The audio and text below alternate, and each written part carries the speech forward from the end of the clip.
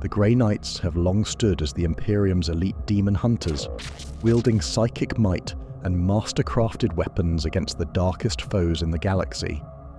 But as Warhammer 40k moves deeper into 10th edition, one question looms large. Are Grey Knights still worth collecting and playing?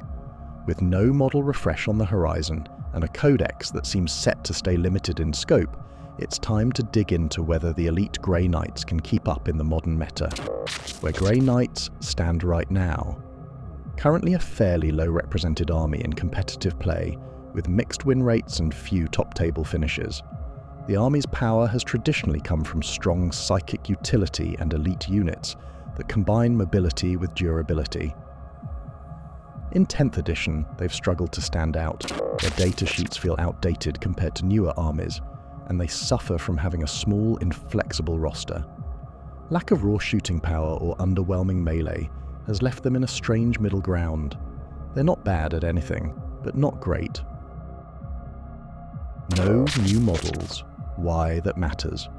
Grey Knights have not seen meaningful new models since the addition of the Nemesis Dread Knight in 5th edition. With no model refresh planned in this edition cycle, there's little hope for new unit options or visual updates. Compared to factions like Adeptus Mechanicus or World Eaters, who've seen entire lines overhauled, Grey Knights feel visually stagnant. This affects new player attraction and long-term hobby investment.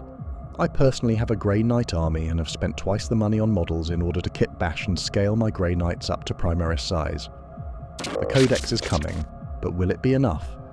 Grey Knights do have a new codex on the way in 10th edition, which offers some hope for revitalization. However, the codex is likely to feature the same small unit pool, simply updated with detachment rules and modern formatting, unless GW introduces new sub-factions, major synergies or detachment rules that meaningfully shake up their playstyle. The codex alone may not elevate them significantly. The lack of unique characters beyond the typical Drago Paladin combo limits their thematic and list diversity. No new models means no new characters, keeping the army variety limited. What Grey Knights still do well.